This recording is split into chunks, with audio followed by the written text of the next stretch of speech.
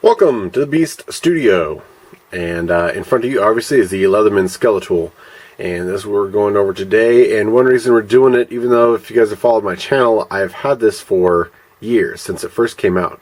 And the reason we're finally going over it is because I need to sort of create a baseline of use of items that I am going to be referring to in other videos.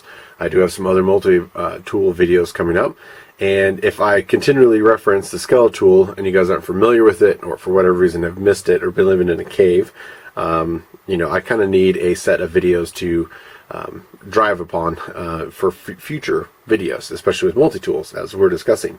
And that's sort of what this comes with. Now, this is not the original Skeletool that I had.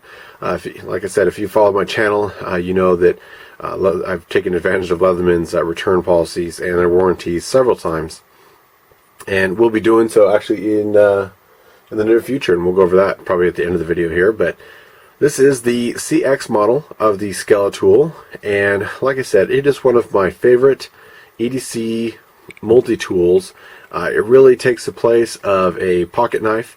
As you can see on the back, it does have a pocket clip.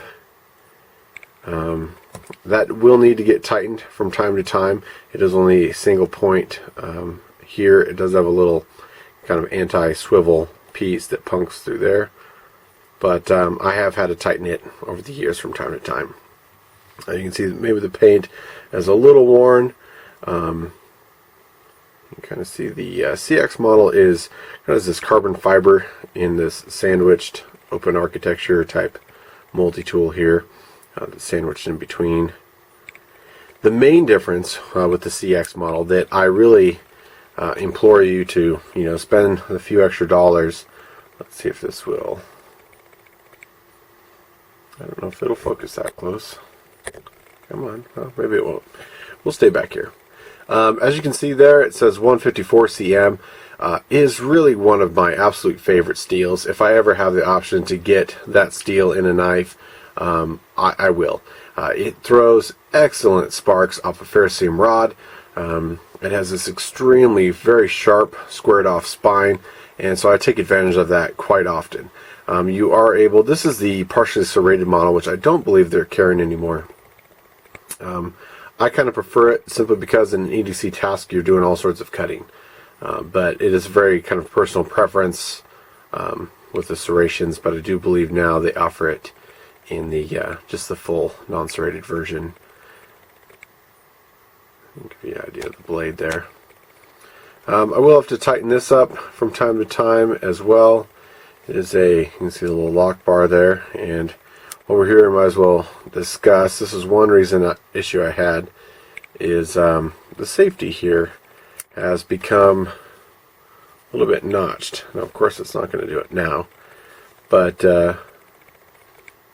I've had issues with it closing on me without hitting the safety, and it's not going to do it right now. But you can see, for whatever reason, it's sort of scored, and I think it's slightly weakened. But so, with Leatherman's return policy, we're going to be sending that back. The issues I've had previously are with the head, and might as well get right into that. This would be considered, I guess, a medium duty sort of multi-tool. It's definitely not the small little pocket tools. It's got a great size head on it, but it is a little bit thin, and so the couple times that I've had to pry sort of this direction, maybe you're trying to get a nail out, or you're twisting something and pulling at the same time, and I've broken this part of the jaw a couple times. Now, it would probably be stronger to try and pry it this way, but it's not always possible to get something in and pry in that direction. Generally, you're kind of attaching it and then prying up. And Leatherman's held true, and I send it back, and a week or so goes by, and I get a brand new one. You can see this does have decent little cutters on here. It will open up fairly wide. It's got a nice small grasp for tiny things, and like I said, I think this is a great size for a multi-tool. Now, it is somewhat limited in its extra features, so if you're looking for like the Juice that's got wine cork bottle openers and all sorts of other stuff, and you guys can't open up your plastic clamshell. You know, some of the newer multi-tools are coming with that. In the handle inset here, which I will close here, you can see there is a spare driver bit in the handle. This is their flat. There's two sizes, a little bit smaller and bigger ones. Certainly you could include any of the sort of 2D flat bit drivers in there if you use it more frequently than just the Phillips. In the other side where the knife is at, you'll see is the Phillips. Not used to being zoomed in this much. This is the number 1 and the number 2. Certainly you can turn this around. Occasionally I have taken a small hacksaw, and you can kind of see the indentation that keeps those there, and I've sort of exacerbated that indentation just so it's a firmer grasp when that locks in there. You can see if I apply some pressure I can outdo that spring, because they will get a little bit worn. I haven't had this one fall out, but a previous model I did, and that's why I kind of did the hacksaw mod. It is just a spring little clasp there, keep these in and out. The other side is basically a little mini carabiner that you could hook it to. Obviously it's got skeletonized holes you can run rope through here. The main purpose of sort of this is it's a bottle cap opener, and you know, it comes in handy. You can always use your lighter and other tools, but it's nice to have. And that's it.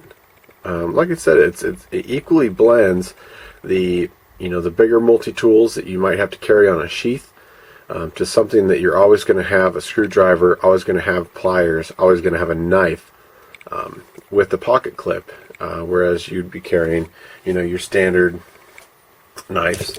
We can kind of pull that a little bit. Give you an idea of the other one that I usually start carrying if I'm not carrying this is the Buck, and you can see this is what happens when you open beer bottles with plastic. It sort of gets chewed up. Not to say it can't be done, because I do, but it is kind of nice to have that bottle opener on there. Something I never thought I'd be using all the time, but that gives you a little size comparison. Certainly the Buck here is the bigger version of the Buck Vantage. It's got a larger blade. But certainly this gets all the cutting tasks that I usually do, from your cutting paracord, opening boxes, your sort of everyday tasks. This guy pretty much does it all. And anytime I carry the Buck, I miss the 154 cm. I miss being able to hold that edge for a very long time without having to go back and sharpen it. And this, within a day or so, you'll start to notice it's not quite as sharp as it was if you're using it as such.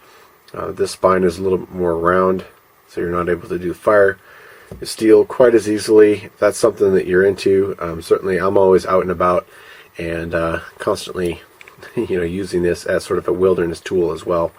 But I'm going to stop rambling, and thank you for watching. This was the Leatherman Skeletool CX, a preferred EDC here in the Beast Studio.